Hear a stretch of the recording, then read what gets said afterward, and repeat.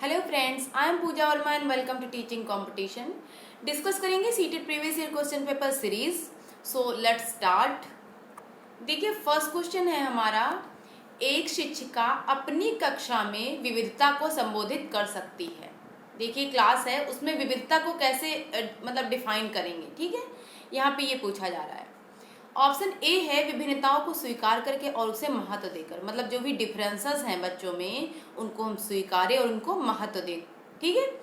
B है बच्चों की सामाजिक सांस्कृतिक पृष्ठभूमि का शिक्षा शास्त्रीय संसाधन के रूप में प्रयोग करके। बिल्कुल, देखिए बच्चों की जो सामाजिक सांस्कृतिक पृष्ठभूमि है वो अलग अलग होती है। ठीक है, तो हम सारे बच्चों को जब एक साथ पढ़ाएंगे तो बच्चे एक दूसरे से क्या सीखेंगे, उनके समाज में क्या हो रहा है, उनकी आखिर संस्कृति क्या है ना, तो एक दूसरे से बच्चा सीखेगा। सी है विभिन्न अधिगम शैलियों को समायोजित करके। बिल्कुल, विभिन्न विभिन्न प्रकार की हम अधिगम शैलियों को एक साथ करके पढ़ाएंगे। ठीक। डी है मानक निर्देश देकर। देखिए, बच्चे को हमें मानक निर्देश नहीं देना है। ठीक है, यहाँ पे तो सबसे पहले ही बता दिया, मानक निर्देश देकर और निष्पादन है तो सर्वमान्य मानदंड निर्धारित करके। बिल्कुल नहीं, हम पहली बात तो मानदंड नहीं निर्धारित करेंगे। ठीक है, दूसरी बात मानक निर्देश नहीं देना है। ये हमारा ए ऑप्शन बिल्कुल सही है, करेक्ट है। विभिन्नताओं को स्वीकार करेंगे और उसे क्या देंगे, महत्व देंगे। ठीक। बी में कह रहा है सामाजिक और सांस्कृतिक पृष्ठभूमि जो है उसको क्या शास्त्रीय संसाधन के रूप में प्रयोग करेंगे। ओके, बिल्कुल सही है। सी इज विभिन्न अधिगम शैलियों को समायोजित करेंगे, हम भिन्न भिन्न प्रकार की अधिगम शैलियों को समायोजित करेंगे। ठीक है, तो हमारा ए बी एंड सी इसमें करेक्ट होता है। देखते हैं इसमें से कौन सा है। तो देखिए, ए ऑप्शन में हमें ए बी और सी तीनों मिल जा रहे हैं, तो इट मीन्स हमारा ए ऑप्शन करेक्ट है। ठीक है, नेक्स्ट क्वेश्चन पे चलते हैं। कोई शिक्षिका अपनी कक्षा में फर्नीचर की तीखी धार वाले किनारों को रुई से ढका रखने को कहती है। मतलब शिक्षिका कह रही है कि जो फर्नीचर में तीखी धार है इसको आप रुई से ढका रखिए और छुओ तथा अनुभव करो वाले सूचना पटों का उपयोग करने को कहती है। वह किस वर्ग के विशेष विद्यार्थियों की आवश्यकता पूर्ति करने का प्रयास कर रही है।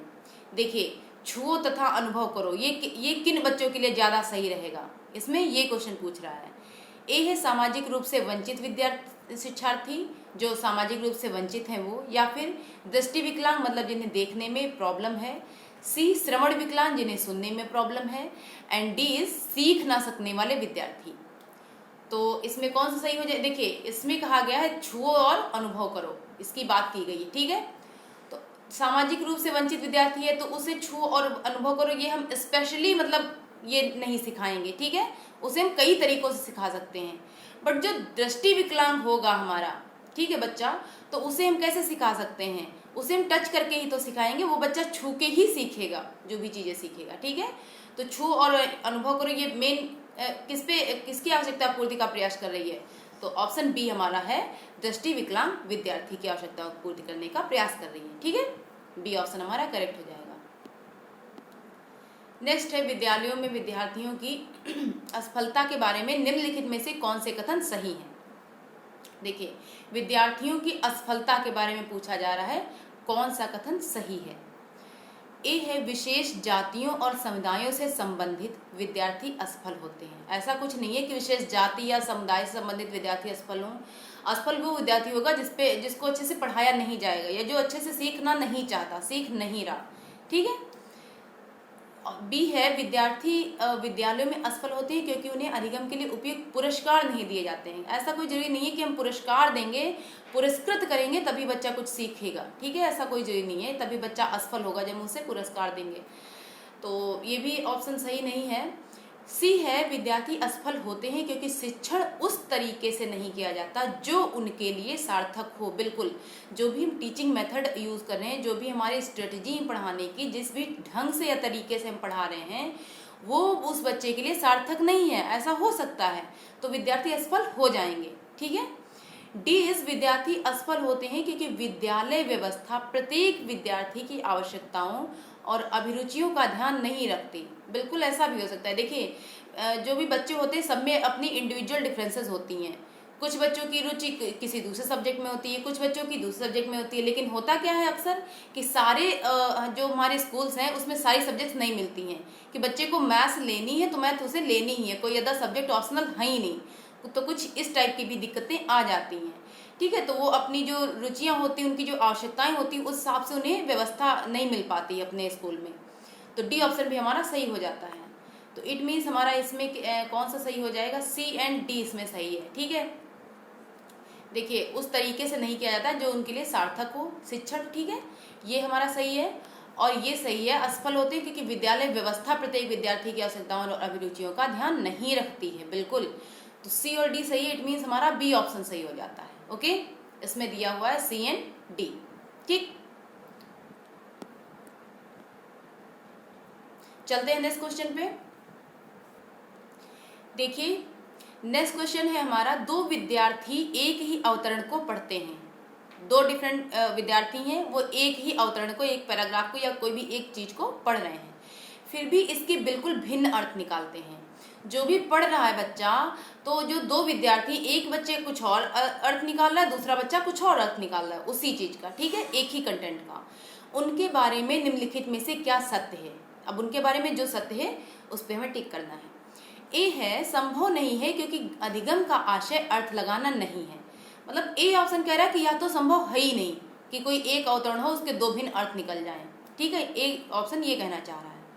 बी है, संभव नहीं है और विद्यार्थियों को उसे दोबारा पढ़ना चाहिए। मतलब विद्यार्थी गलत है, उन्होंने जो भी अर्थ निकाला वो गलत है, मीनिंग गलत है, डिफरेंट मीनिंग जो निकाली है, विद्यार्थियों को दोबारा से पढ़ना चाहिए, वो सही से नहीं पढ़ पाए हैं। बी ऑप्शन हमारा ये कह रहा है। सी है, संभव है क्योंकि शिक्षक ने अवतरण को समझाया नहीं है। अब सी ऑप्शन कह रहा है कि शिक्षक ने समझाया ही नहीं, इसलिए दो बच्चे अलग अलग डिफरेंट उसका मतलब मीनिंग निकाल रहे हैं। ठीक है, डी इज, संभव है क्योंकि व्यक्ति के अधिगम को विविध कारण विभिन्न विधियों से प्रभावित करते हैं। बिल्कुल, देखिए जो भी हमारा अधिगम है, लर्निंग जो है, मतलब वो अपने तरीके से सोच रहा है, दूसरा बच्चा अपनी तरीके से सोच रहा है। ठीक है, तो विभिन्न विधियां जो है बच्चे को प्रभावित कर रही हैं। तो डी हमारा ऑप्शन यहाँ पे करेक्ट हो जाएगा। ठीक है, संभव है ऐसा क्योंकि व्यक्ति के अधिगम को, जो उसका लर्निंग है, विविध कारण विविध विधियों से प्रभावित करते हैं। डी ऑप्शन हमारा करेक्ट हो जाएगा। चलते हैं नेक्स्ट क्वेश्चन पे। राष्ट्रीय पाठचर्या की रूपरेखा 2005 के अनुसार अधिगम अपने स्वभाव में डैश और डैश है। तो यहाँ पे चार ऑप्शन दिए हुए हैं, क्या है। सबसे पहले तो इसमें सी एंड डी में देखिए दिया हुआ है निष्क्रिय, इसमें भी दिया हुआ निष्क्रिय, तो ये हम सबसे पहले हटा देंगे, भाई निष्क्रिय तो होना नहीं है। ए में दिया हुआ है सक्रिय मतलब एक्टिव, और बी भी है एक्टिव। बिल्कुल, यहाँ पे दिया है सरल और यहाँ पे दिया है सामाजिक। देखिए यहाँ पे बात हो रही है राष्ट्रीय पाठचर्या रूपरेखा 2005 की। इसका जो लर्निंग है, मतलब बच्चा लर्निंग कैसे करता है, उसका जो नेचर है कैसा होना चाहिए, सक्रिय और क्या होना चाहिए, सरल होना चाहिए, और है भी। ठीक है, तो हमारा ए ऑप्शन यहाँ पे सही हो जाता है, बी भी यहाँ पे कट जाएगा क्योंकि यहाँ पे सामाजिक दिया हुआ है। तो इसका जो स्वभाव में क्या है, सक्रिय और सरल है, मतलब इजी है। ठीक है, एक्टिव है, तो हमारा ए ऑप्शन यहाँ पे करेक्ट हो जाएगा। नेक्स्ट क्वेश्चन पे चलते हैं। विद्यार्थियों को स्वतंत्र रूप से चिंतन करने तथा प्रभावी शिक्षार्थी बनने में सक्षम बनाने हेतु तो शिक्षक के लिए यह महत्वपूर्ण है।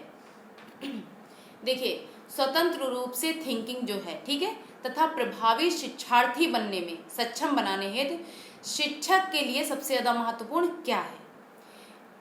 ए ऑप्शन है, या संगठित तरीके से जानकारी को प्रस्तुत करना ताकि पुनः स्मरण करने में सरल हो, मतलब पुनः स्मरण मतलब दोबारा से उसे याद करने में उसे सरलता हो।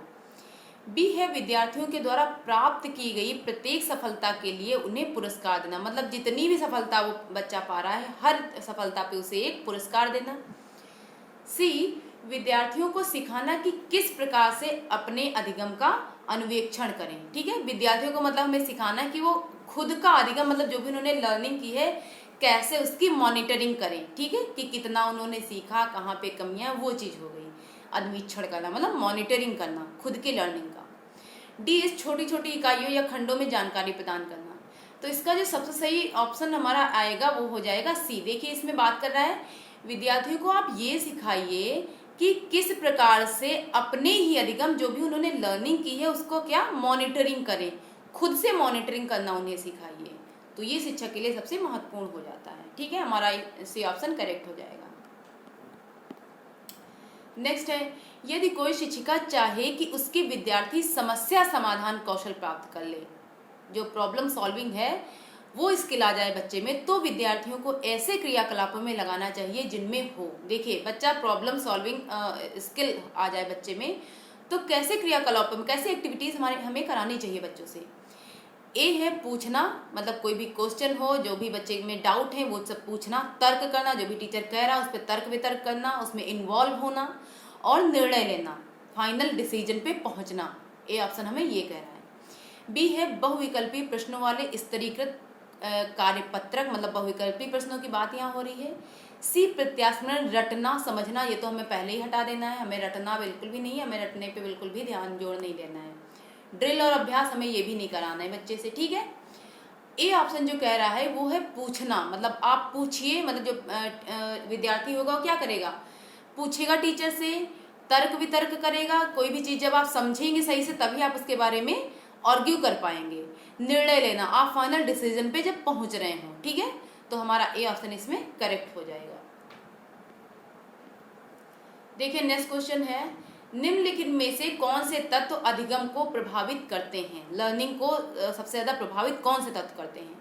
शिक्षार्थी की परिपक्वता, बी है शिक्षार्थी का उत्प्रेरण, सी शिक्षण युक्तियां, एंड डी शिक्षार्थी का शारीरिक और संवेगात्मक स्वास्थ्य। देखिए यहाँ पे तो हमें चारों लग रहे हैं, क्योंकि शिक्षार्थी की जो परिपक्वता होती है वो भी इसके अधिगम को प्रभावित करेगी। आप जितना ही परिपक्व होंगे उसी हिसाब से आपका लर्निंग बढ़ता जाएगा, मतलब नेक्स्ट नेक्स्ट नेक्स्ट लेवल आप बढ़ते जाएंगे एक लेवल। और उत्प्रेरण और शिक्षक युक्तियां, जो भी आप मेथड स्ट्रेटजीज जो भी आप अपनाएंगे उसका भी काफ़ी इफेक्ट पड़ता है लर्निंग पे। और शारीरिक संवेगात्मक स्वास्थ्य, आपके स्वास्थ्य का भी काफ़ी इफेक्ट पड़ता है, प्रभावित करते हैं वो, ठीक है। तो मतलब ए बी सी डी हमारे चारों ऑप्शन यहाँ पे करेक्ट हो जा रहे हैं, तो इट मीन्स हमारा बी ऑप्शन यहाँ करेक्ट हो जाएगा, ठीक है। सारा कुछ ये सही है, इट मीन्स बी ऑप्शन हमारा करेक्ट, ठीक। तो सेशन हम करते हैं यहीं पे एंड, और मिलते हैं नेक्स्ट वीडियो में। तब तक के लिए बाय बाय। और क्लास पसंद आई हो तो लाइक शेयर एंड सब्सक्राइब जरूर करें। Bye bye.